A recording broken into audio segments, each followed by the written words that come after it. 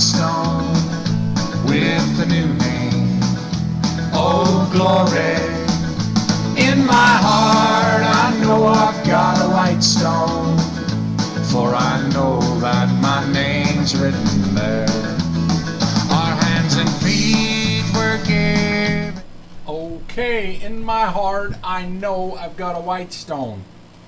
It's been a little bit since we've been on here, and that is because a week ago we buried in Pennsylvania my wife's oldest sister. In the last 5 years, my wife buried her father, her mother, a sister, and last week we buried another sister. And I thought the funeral was hardly done, and we were all together, so it was just the best time to decide, who wanted this and who wanted that of what belonged to my wife's late sister. And I thought to myself, man, oh man, after I die, after you die, it's going to be very simple. You're going to be put on the cold ground, you're going to be cremated, and nothing physical are you going to take along.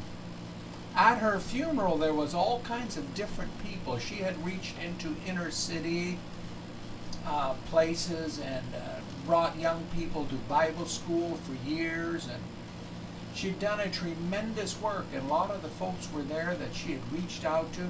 I think they said there was 2,000 people that came and recognized what my sister-in-law did.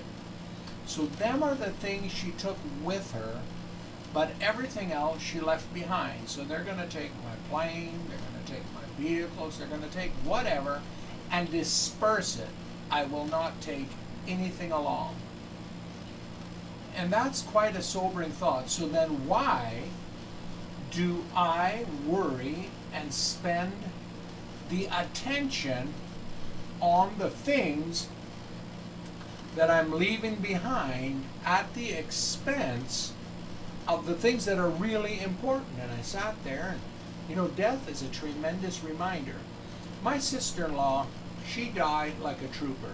She laughed, she joked, we sang, she knew she was going, she was ready to go. In fact, once she knew she was going, she says, why do I linger on? Her father, my wife's mother, my wife's other sister, every one of them died with hope and faith in Jesus and zero fear. Zero fear. That's what it's all about, to live. Tim McCraw wrote a song that says, live like you're dying. Do the things that are important. Don't spend your time on things that are not important.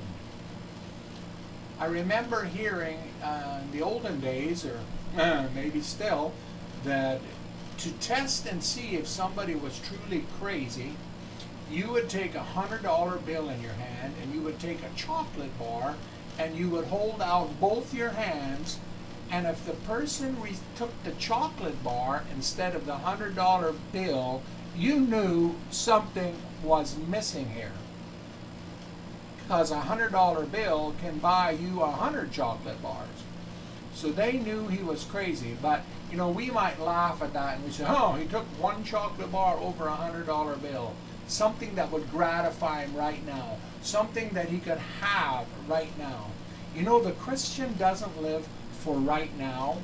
The Christian's focus isn't right now, unless it's doing right now things that last forever. So we're building for eternity. And there was a couple verses here I'm going to read out of the Passion Bible that really spoke to me. And it talks about, so no wonder we don't give up, for even though our outward man gradually wears out. I'm 61, and these old bones don't work like they used to, but they're still going.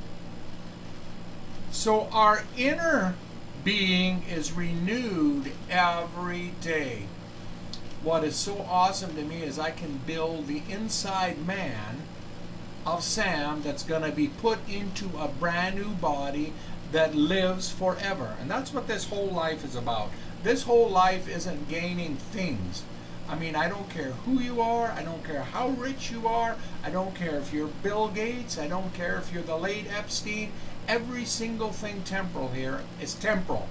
Everything physical we will leave behind but what we did. So, my inner man, I get to build it up. And that's why we do these videos, is to build up your inner man. To give you something that has value. To give you the $100 bill instead of the chocolate bar.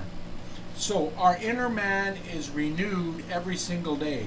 We view our slight, short-lived troubles in the light of eternity. And we say, you know, no matter what troubles hit, this is soon going to be over. And we get to go to a reward that no thief can break in and steal, that nobody can take from us. It's eternal. It lasts forever. So we're building treasures that last forever, not temporal treasures. We see our difficulties as the substance that produces for us an eternal, weighty glory far beyond all comparison. So that we see that the difficulties that happen to us in this life actually develops our character, and they're for us, not against us. You know, most of life, I hate difficulties. You hate difficulties. No difficulties are fun. But when we realize, my character is being developed for a far greater glory than anything this earth can give me. In fact, is one of my greatest longings is when we can build in our new bodies, in the new earth, that God says all the things in the new earth are going to be in subjection to us, and we can build forever, and it can never be destroyed, never taken away. No man can come and rob it or take it from us. Okay, we see our difficulties as the substance that produces for us an eternal, weighty glory far beyond all comparison. We can't even imagine what's waiting for us, because we don't focus our attention on what is seen, but on what is unseen. For what is seen is temporal, but the unseen realm is eternal. That's 2 Corinthians 5. So the unseen realm is eternal. And so what lasts? Well, I can think today, spending time with my grandchildren, making memories with them, is what lasts. Returning good for evil is what lasts forever. Blessing people who curse you is what lasts forever. Loving someone and forgiving someone when it doesn't make sense, that lasts forever. Bringing the culture of heaven to earth, bringing Christ's love to earth, that lasts forever. That's why he says, bless them that curse you. Pray for them which despitefully use you. And if we do this, as great is our reward in heaven. Then I want to go over to Hebrews 11 and think about this here. My sister-in-law left everything. My dad, my mom, everybody I know in an instant left everything. And the Bible says that the place thereof shall know him no more. I still go into my dad's red toolbox, and I remember that toolbox has so many memories for me as a kid. I remember my dad pulling the key out of his pocket, opening that toolbox. I remember when he had to put a chain around it because somebody broke into it, and then they cut the chain with a cutting torch and all kinds of crazy stuff to try to steal his tools. And I look at that and I say, Dad, all that matters is how you reacted to all of that. It's terrible that people would do something like that. It is sad that someone would go into somebody else's possessions and do them kind of things. But the real sad thing would be is, did he react right? Did he react wrong? So these temporal things are important, but they're just in this lifespan. I thought about one of the greatest kingdoms that there ever was the Babylonian kingdom. And I think he ruled over 127 provinces, King Nebuchadnezzar. But that kingdom come and is gone, and we see remnants of it in different places. Then there was the Medes and the Persians. That kingdom come and was gone. Then there was the Roman Empire. That kingdom come. It was supposed to be an empire that would last forever, and we still have bridges and buildings and a lot of things built by the Roman Empire because they tried to build it to last forever. But all the people that build it are gone. Everything is 100% gone. Some people lived out their full life. Some people live for a moment. Some people die in infancy. It is not here. And when we are convinced that things are not here, and we focus and we say, I'm going to do the best I can for here and now. I'm going to pray for my government. I'm going to try to bring as much peace and love and joy as I can in the realm of my influence. I'm going to do the best I can so that the good outweighs the bad. But I'm going to build for eternity. And I think about Moses in chapter 11, the faith chapter of Hebrews. He said that even though he was Pharaoh's daughter, he had the best that Egypt could give. The very best in this world. According to a lot of stats I've heard, Moses could have lived like a billionaire, a trillionaire because of the wealth in Egypt.